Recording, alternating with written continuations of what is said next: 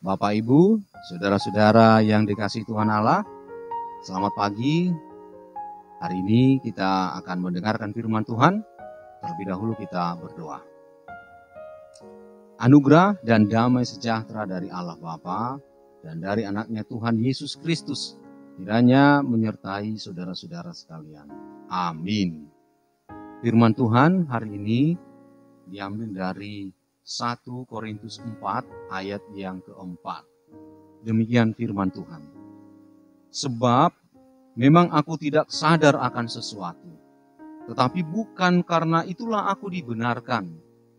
Dia yang menghakimi aku ialah Tuhan. Demikian firman Tuhan. Topik renungan kita, Tuhan menghakimi dengan adil. Saudara-saudara yang dikasihi Tuhan Allah, mungkin pernah kita punya pengalaman melakukan sesuatu dengan tidak sadar.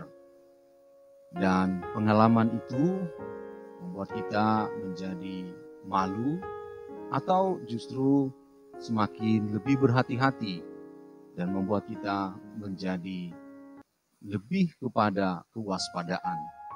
Saudara-saudara, pengalaman yang tidak sadar bisa membuat atau berdampak buruk kepada kita atau kepada orang lain.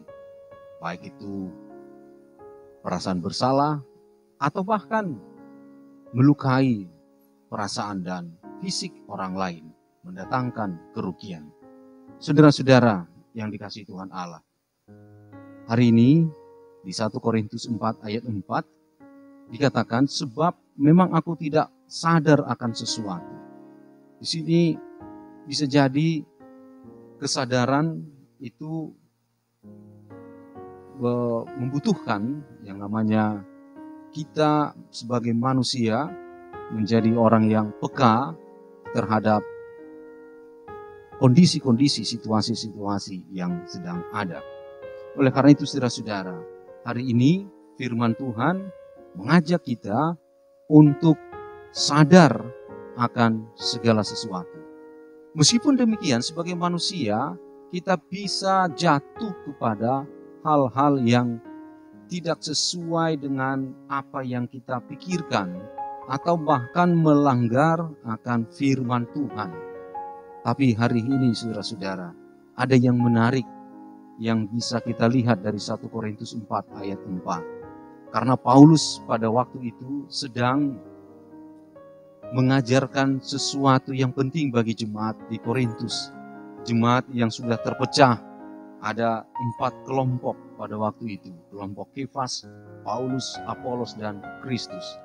Mereka jatuh kepada hal menghakimi karena mungkin ada sesuatu yang salah atau ada sesuatu yang tidak benar yang sedang terjadi.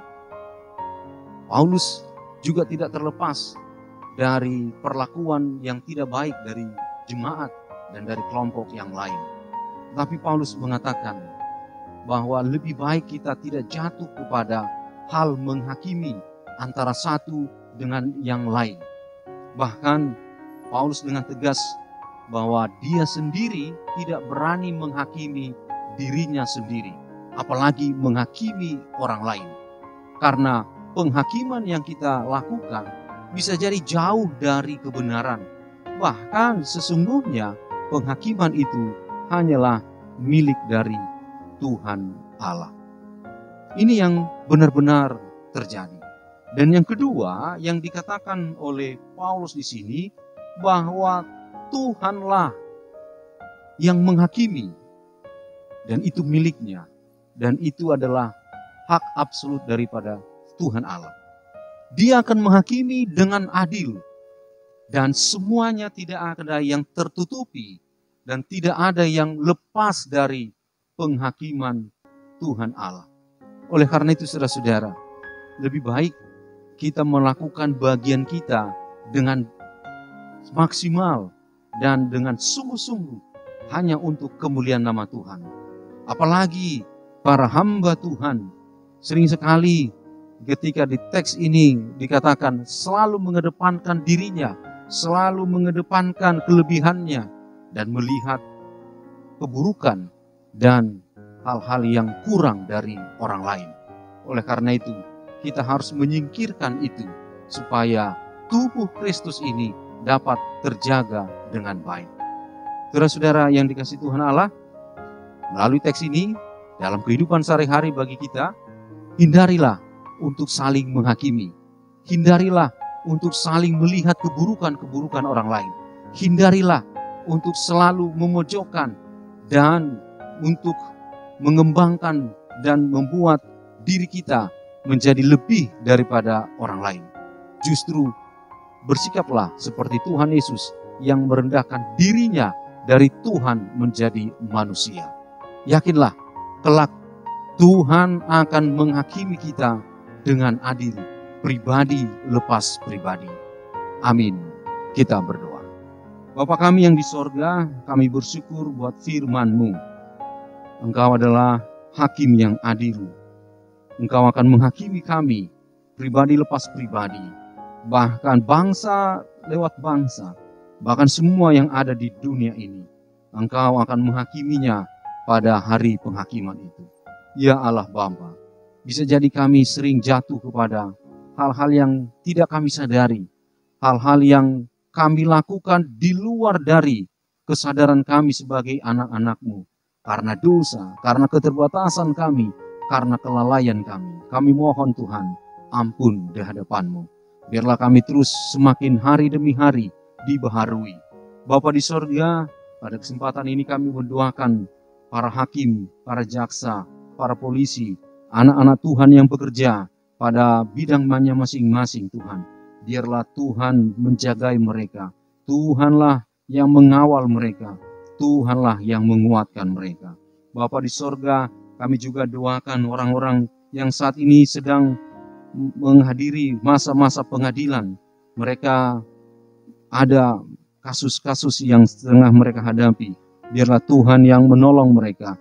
Tuhanlah yang menyertai supaya keadilan dari-Mu nyata buat mereka. Kami juga doakan saudara-saudara kami yang berada di dalam tahanan. Biarlah Tuhan yang menolong, menguatkan mereka, agar mereka pun merasakan bahwa ini adalah bagian dari keadilan, bagian dari pertobatan, bagian dari pemulihan untuk mereka. Bapa di sorga, kuatkanlah mereka untuk bisa bangkit nantinya, untuk meraih masa depan yang lebih baik. Terima kasih Tuhan, berkatilah gereja-Mu, berkati jemaat-Mu, berkati bangsa dan negara kami. Dalam nama Yesus Kristus kami berdoa. Amin. Bapak, Ibu, saudara-saudara yang dikasihi Tuhan Allah, selamat pagi, selamat beraktivitas. Tuhan Yesus memberkati. Shalom.